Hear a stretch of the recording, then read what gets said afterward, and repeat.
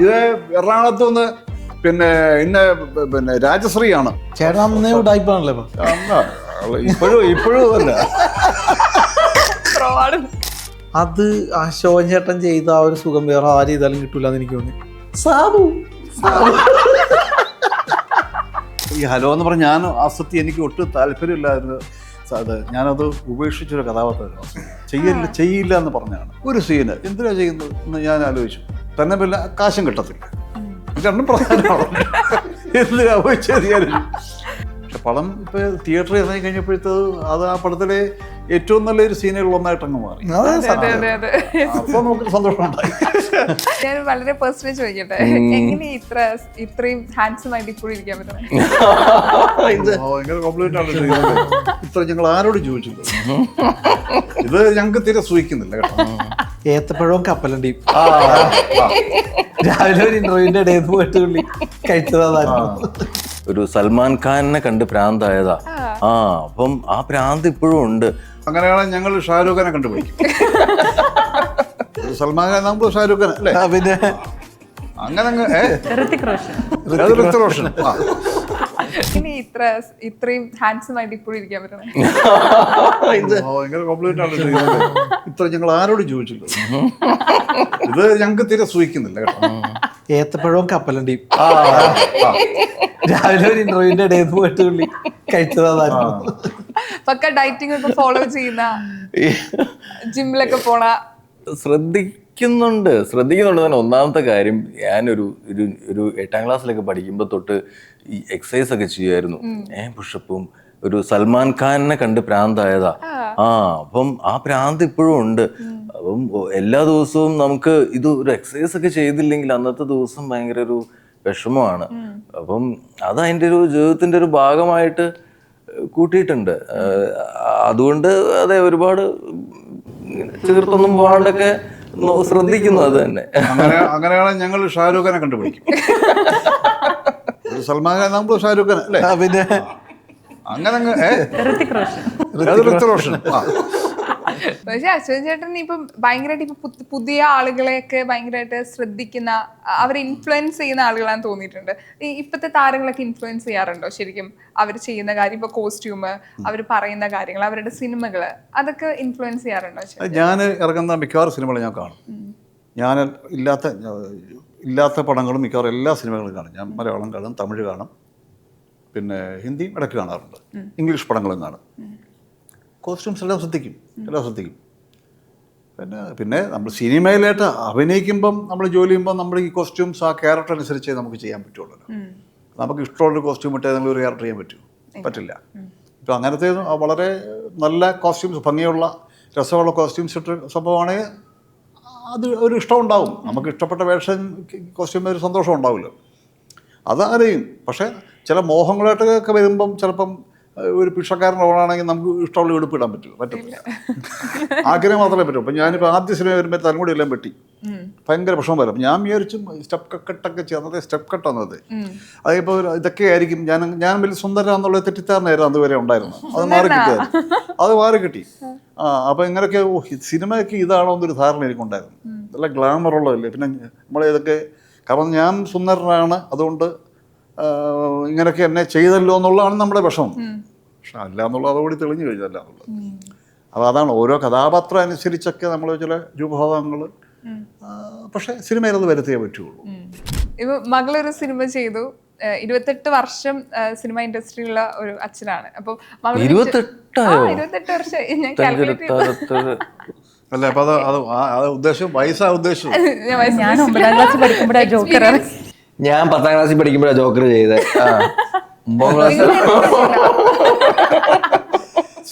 അത് അത്ര 28 വർഷം പറയണ്ടായിരുന്നു.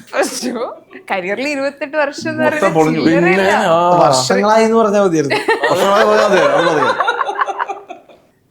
മകള് പറഞ്ഞിട്ടുണ്ടായിരുന്നു അച്ഛനൊരു സിനിമാ നടനായതുകൊണ്ട് അച്ഛന്റെ സിനിമകൾ കാണാനോ അല്ലെങ്കിൽ ഒരു സിനിമാ നടൻ എന്ന രീതിയിൽ കണ്ടിട്ടില്ല. അപ്പൊ പണ്ടൊരു വിഷമം ഉണ്ടായിരുന്നു മക്കള് ദുൽഖറിനൊക്കെ ഇഷ്ടമെന്ന് പറയുമ്പോഴും എന്റെ സിനിമ കാണാത്തതിൽ ഞാനൊരു നടനാണെന്ന് പറയാത്തതിൽ. പിന്നീട് അവര് സിനിമകളൊക്കെ കണ്ടു. മകള് സിനിമയിൽ വരുന്ന സമയത്ത് ഒരു അച്ഛനും നേരി ഇത്ര എക്സ്പീരിയൻസ് ആയ ഒരു നടൻ എന്ന രീതിയിൽ മകൾക്ക് കൊടുത്തൊരു ഉപദേശം സിനിമയിലേക്ക് വരും. ഞാൻ അത് നേരത്തെയൊക്കെ ഞാൻ പറയായിരുന്നു, ഞാൻ സത്യം അങ്ങനെ എനിക്ക് അങ്ങനെ ഒന്നും ഒരു ഉപദേശവും എനിക്ക് കൊടുക്കാനുണ്ടായിരുന്നില്ല. കാരണം ഒന്നാമത്തെ കാര്യം, പിള്ളേരൊക്കെ ഇപ്പം വളരെ അവർക്കറിയാം നമ്മള് ശരിക്കും അവരിൽ നിന്നാണ് ഇപ്പോഴത്തെ എന്താണ് ഇപ്പോഴത്തെ ഒരു കാലം എന്നും എങ്ങനെയാണെന്നും ഒക്കെ ഞാൻ പഠിക്കുന്ന അവരുടെ അടുത്ത് നിന്നാണ്. അപ്പം എനിക്കെന്താ അവർക്ക് കൊടുക്കാൻ? അതെ, എനിക്ക് അങ്ങനെ ഒന്നും പ്രത്യേകിച്ച് സത്യം അങ്ങനെ ഒരു ഉപദേശം ഒന്നും കൊടുക്കാൻ, ഞങ്ങളങ്ങനെ വീട്ടിലങ്ങനെ സിനിമ സംസാരിക്കുമോ അതെ എനിക്ക് അങ്ങനെ ഒന്നും പറയാനുണ്ടായിരുന്നില്ല, സത്യമാണത്. അതെ, ഇവൻ നമ്മളൊരു നല്ല ഇന്റർവ്യൂ ഉണ്ടെങ്കിൽ ബെസ്റ്റ് ഇന്റർവ്യൂ എന്ന് പറയുമ്പോൾ നമ്മൾ ചൂസ് ചെയ്യുന്നത് നമ്മുടെ ഒരു 5 ഇന്റർവ്യൂ ഉണ്ടാവുമല്ലോ. ഇപ്പൊ എന്നോട് പേഴ്സണലി ചോദിക്കുകയാണെങ്കിൽ, അപ്പൊ ഇത്രയും വർഷം നിങ്ങളുടെ ഒരു കരിയറിൽ ദ ബെസ്റ്റ് മൂവി അല്ലെങ്കിൽ ആര് ചോദിച്ചാലും ഈ ഒരു കഥാപാത്രം പറയാനും അല്ലെങ്കിൽ കാണിക്കാൻ ഇഷ്ടപ്പെടുന്ന സിനിമ ഏതാണെന്ന് ചോദിച്ചാൽ, അല്ലെങ്കിൽ ക്യാരക്ടർ ഏതാണെന്ന് ചോദിച്ചാൽ ഏതാ പറയാ? എനിക്കങ്ങനെ ഒരു പടമായിട്ട് തോന്നണില്ല. പെട്ടെന്ന് എന്റെ മനസ്സിലേക്ക് ഓർമ്മ വന്നത് പാൻ ഇന്ത്യൻ സ്റ്റോറി എന്ന് പറഞ്ഞൊരു പടം. അതാകുമ്പോ ആരും കണ്ടിട്ടില്ല. കാണാത്തോണ്ട് അയച്ചു കൊടുക്കാം. അല്ല, അങ്ങനെ പലർക്കും ഉണ്ടോ നല്ല കഥാപാത്രം ചിലപ്പോൾ പടം ഉദ്ദേശിച്ച കളക്ട് ചെയ്യുന്നത് വരില്ല. ക്യാരക്ടർ ശക്തമായിരിക്കും, പക്ഷേ വ്യത്യാസമുള്ളതായിരിക്കും. ആ പടം ഇറങ്ങിയിട്ടില്ലാത്തോണ്ടാണ്. IFFK ഉണ്ടായിരുന്നു നല്ല അഭിപ്രായം കിട്ടിയൊരു പടം. അവാർഡ്. അശ്വൻ ചേട്ടൻ അങ്ങനെ എന്തെങ്കിലും പടം ഉണ്ടോ ഏറ്റവും ഫേവറേറ്റ് ആയിട്ട് നെഞ്ചോട് ചേർത്ത് വെക്കുന്ന ഒരു പടം? പെരുവഴിയമ്പലം മറക്കാൻ പറ്റാത്ത ക്യാരക്ടറാണ് ഫസ്റ്റ് പടം. പിന്നെ യവനിക, അനന്തരം, അഫ്കോഴ്സ് ഹരിഹരനർ പിന്നെ ഒരു മാസ് പടമായിട്ട് മാറി. അത് പിന്നെ നമ്മൾ പറഞ്ഞേ പറ്റുള്ളൂ. അമരമുണ്ട്, അമരം 3-ാം പക്കം ഉണ്ട്, തൂവാനത്തുമ്പികൾ. ഇത് പറഞ്ഞ തീരൂല. നമുക്ക് തന്നെ അങ്ങനെയാണ് ചോദിക്കുന്നത്. അശോകൻ ചേട്ടൻ ചെയ്ത ഇന്ന ക്യാരക്ടർ നിങ്ങൾക്ക് ചെയ്യണമെന്നുണ്ടെങ്കിൽ അതേതായിരിക്കും? ഇപ്പൊ പറഞ്ഞ ലിസ്റ്റിൽ തന്നെ ഈ പറഞ്ഞതൊക്കെ ഒരു രക്ഷയില്ല. പക്ഷെ ഞാൻ വേറെ ആരും പറയാത്തൊരു സാധനം ഞാൻ പറയാം. അത് അശോകൻ ചേട്ടൻ ചെയ്ത ആ ഒരു സുഖം വേറെ ആര് ചെയ്താലും കിട്ടൂല എന്ന് എനിക്ക് തോന്നി. ഹലോല ഒറ്റ സീനിൽ സാബു അതെനിക്കവിടെ റാഫി മെക്കാട്ടിന് അവരുടെ ഒരു ബ്രില്യൻസ്. തീർച്ചയായും. അല്ല, അത് ഈ ഹലോ എന്ന് പറഞ്ഞാൽ ഞാൻ ആസക്തി എനിക്ക് ഒട്ടും താല്പര്യമില്ലായിരുന്നു. അത് ഞാനത് ഉപേക്ഷിച്ചൊരു കഥാപാത്രം ചെയ്യില്ല എന്ന് പറഞ്ഞാണ്. ചെയ്യില്ല എന്ന് പറഞ്ഞാൽ ഞാൻ ഭയങ്കര ബിസി ആയിട്ടൊന്നുമല്ല. ഞാനത് പലയിടത്തും ഞാൻ പറഞ്ഞിട്ടുണ്ട് കാര്യം. റാഫി മെക്കാട്ട് അതിൽ വർഷങ്ങളോളം വിളിച്ചിട്ടാണ് പറയുന്നത്, ഇങ്ങനെ ഒരു ദിവസം ഒരു ഗസ്റ്റ് അപ്പിയറൻസ് ചെയ്യേണ്ടത് അങ്ങനെ ചേട്ടൻ ചെയ്യണമെന്ന് ഡയറക്ടർമാർ പറയുന്നു. റാഫി മെക്കാട്ടിൻ്റെ. അപ്പം ഞാൻ ആദ്യം കേട്ട ഈ ഒരു ദിവസത്തെ വർക്ക് നമുക്ക് ഒരു പ്രയോജനം കിട്ടത്തില്ല. ഞാൻ എൻ്റെ മനസ്സിൽ തോന്നിയ ഒരു സീന് എന്തിനാണ് ചെയ്യുന്നത് എന്ന് ഞാൻ ആലോചിച്ചു. തന്നെ പിന്നെ കാശും കിട്ടത്തില്ല, രണ്ടും പ്രധാനമാണ്.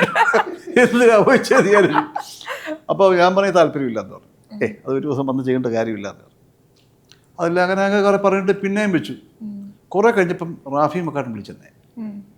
അപ്പം അപ്പോൾ റാഫി പറഞ്ഞു കഴിഞ്ഞപ്പം അത് കുറച്ച് കൺവിൻസിങ് ആയി. അപ്പോൾ ഞാനത് വേണ്ടാന്ന് പറയാൻ വേറൊന്നുമല്ല. ഈ ഒരു സീൻ വന്നു കഴിഞ്ഞാൽ ഈ റാഫി മെക്കാട്ടറൊക്കെ നമ്മളെയൊക്കെ വിളിച്ചപ്പോൾ എന്തിനാണ് ഈ ഒരു സീൻ തരുന്നത് ഞാൻ ആലോചിച്ചു. അവർ നല്ല എസ്റ്റാബ്ലിഷ് ഡയറക്ടറാണ്. തന്നെ പോലെ അവർ സിദ്ദിഖ് ലാലിൻ്റെ കൂടെ വന്ന് തുടങ്ങി ഹരിഹരനല്ല തുടക്കം. ഇവരൊക്കെ എന്താ പറയുക, നമ്മളെ ഇങ്ങനൊരു സാധനത്തിന് വിളിക്കുന്നുള്ള ഞാൻ ആലോചിച്ചത്. ഒരു നല്ല ക്യാരക്ടർ എന്ന ഒരു പ്രോമിനൻ്റ് ആയിട്ടുള്ള ഒരു ക്യാരക്ടർ വേണ്ടേ, ഞാൻ അതാ ഉദ്ദേശിച്ചത്. അങ്ങനെ ഉണ്ടെങ്കിൽ എനിക്ക് താല്പര്യമില്ല, അത് ഞാനും കിട്ടും. എനിക്കല്ല, ഞാൻ സിനിമയെ ബിസി ആയിട്ടൊന്നുമല്ല ഇപ്പോഴും. അപ്പോൾ അവർ റാഫി വിളിച്ച് പറഞ്ഞപ്പോഴത്തേക്ക് എനിക്കത് സത്യം പറഞ്ഞത് സ്ട്രൈക്ക് ചെയ്തു. അപ്പോൾ അത് ഒരു സീനേ ഉള്ളൂ, അശോകൻ ചെയ്യണം, അത് സിനിമ ഇറങ്ങിക്കഴിയുമ്പോൾ ആ സീനിൻ്റെ അത് മനസ്സിലാവും എന്നൊക്കെ എന്നോട് അവർ പറഞ്ഞു. അങ്ങനെ സമ്മതിച്ച് പോയി ചെയ്തപ്പോഴും ചെയ്യാൻ പോകുമ്പോഴും എനിക്കൊരു പ്രതീക്ഷയൊന്നുമില്ലായിരുന്നു. പക്ഷെ ചെയ്ത് കഴിഞ്ഞപ്പോൾ എനിക്ക് എവിടെ ഒന്ന് സ്ട്രൈക്ക് ചെയ്തത്. പക്ഷെ പടം ഇപ്പോൾ തിയേറ്ററിൽ ഇറങ്ങി കഴിഞ്ഞപ്പോഴത്തെ അത് ആ പടത്തിലെ ഏറ്റവും നല്ലൊരു സീനുകൾ ഒന്നായിട്ട് അങ്ങ് മാറി. അപ്പോൾ നമുക്ക് സന്തോഷമുണ്ടായി. ചിലപ്പോൾ സിനിമയിൽ അഭിനയിക്കുന്ന സമയത്ത് നമ്മൾ തമാശ എന്ന് വിചാരിച്ചത് തിയേറ്ററിൽ ചിലപ്പോൾ ചിരിക്കില്ല. തമാശ അല്ലാതെ ചെയ്ത കാര്യങ്ങൾ ചിലപ്പോൾ തിയേറ്ററിൽ ഭയങ്കര പൊട്ടിച്ചിരിയായിരിക്കും. അതെ അതെ അതെ അതെ. അങ്ങനെ നിങ്ങൾ ഞെട്ടിച്ച എന്തെങ്കിലും സീൻ ഉണ്ടോ? അല്ല, ഈ തമാശപ്പടം എന്ന് പറഞ്ഞാൽ ശരിക്കും പറഞ്ഞാൽ ഒരു അങ്ങനെ ഒരു ധാരണ ഉണ്ടാക്കിയത് എനിക്ക് തോന്നുന്നത് കഴിഞ്ഞ വർഷങ്ങളെ തൊക്കുമ്പോൾ ഈ ഹരിഹരനാറാണ് എനിക്ക് തോന്നുന്നത്. ഒരു തമാശയുടെ ഒരു സംഭവമായിട്ട് ഈ ഓഡിയൻസിൽ എപ്പോഴും കിടക്കുന്നൊരു സംഭവം ഹരിഹരനാറാണെന്ന് എൻ്റെ വിശ്വാസം അങ്ങനെയാണ്. അപ്പോൾ അത് ഹരിഹരനാറും ഈ ഹരിഹരനാറുകളെല്ലാം അത് ഇപ്പം കണ്ടാലും ചിരിച്ചു പോകും. അതെ. അത് അറിയുന്നത് ഇപ്പം കുറേ വർഷങ്ങളായിട്ട് ടി വിയിൽ ഇങ്ങനെ ഇത് ഒരു 50, 100, 500 ഒന്നും അല്ല വന്നിരിക്കുന്ന ഈ പടങ്ങൾ വീണ്ടും. പക്ഷെ ഇതൊക്കെ ഇപ്പോഴും ചില ആൾക്ക് പറഞ്ഞു, ഇന്നലെ ഞങ്ങൾ ടി വി ഹരിഹരനാർ കണ്ടു എന്ന് പറയും. അന്ന് ഇൻ ഹരിഹരനാർ ഇറങ്ങിയ സമയത്ത് ജനിച്ചിട്ടില്ലാത്ത പിള്ളേർ ഇപ്പം കണ്ടിട്ട് പറയുന്നുണ്ട്. അപ്പോൾ അത് ഞങ്ങളെ സംബന്ധിച്ചൊരു വലിയൊരു അപ്രീസിയേഷൻ. അത് അങ്ങനെ എക്കാലവും ചിരിക്കുന്ന ഒരു സിനിമ എന്ന് പറഞ്ഞാൽ. അല്ല, അതിനുമുമ്പ് ഒരുപാട് തമാശപ്പടം ഞാൻ ജനിക്കുന്നതിന് മുമ്പ് ഒരുപാട് തമാശപ്പടം കണ്ടിട്ടുണ്ട്. അന്ന് പിന്നെ പ്രേം നസീർ സാറൊക്കെ അഭിനയിച്ചാൽ ഭയങ്കര അടൂർ ഭാഷിയുടെ ബഹദൂർ ടീമൊക്കെ ഭയങ്കര വന്നത്തെ. രഹസ്യരാത്രി, ഹലോ ഡാർലി എന്നൊക്കെ കുറേ പടമുണ്ട്. ഇങ്ങനെ ഒരുപാട് പടമുണ്ടെന്ന് അതൊക്കെ ഞങ്ങൾ ഇപ്പോൾ അതൊക്കെ ഇപ്പോൾ കണ്ടാലും ചിരിക്കും കേട്ടോ. നിങ്ങൾ ഇപ്പോഴത്തെ തലമുറ ചിരിക്കുമെന്ന് എനിക്കറിയില്ല. ഞങ്ങളൊക്കെ ഇപ്പോൾ കണ്ടാലും ചിരിക്കും.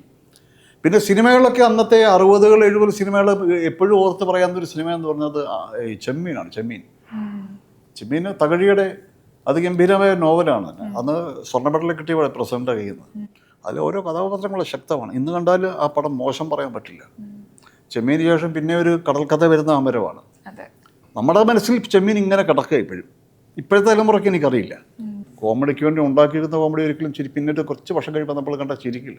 അതെ അതെ, ക്ലാസിക് ആയിട്ട് നിലനിൽക്കുക എന്ന് പറഞ്ഞാല് ഇപ്പൊ എനിക്ക് ഫീൽ ചെയ്തിട്ടുള്ള Ramji Rao, godfather, in ഹരിഹരനാർ, ഇതൊക്കെ ക്ലാസിക്കുകളാണ്. കാലഘട്ടത്തിന്റെ ഇതിനെ അതിജീവിച്ചുകൊണ്ട് അത് ഇപ്പോഴും ഏത് ജനറേഷനിൽ പെട്ടവരും കണ്ടാലും ചിരിക്കും. അങ്ങനത്തെ സിറ്റുവേഷനുകളാണ്. എത്ര കാലം കഴിഞ്ഞാൽ ഈ പടങ്ങളൊക്കെ നമ്മൾ ചിരിച്ചു കണ്ടു കഴിഞ്ഞാൽ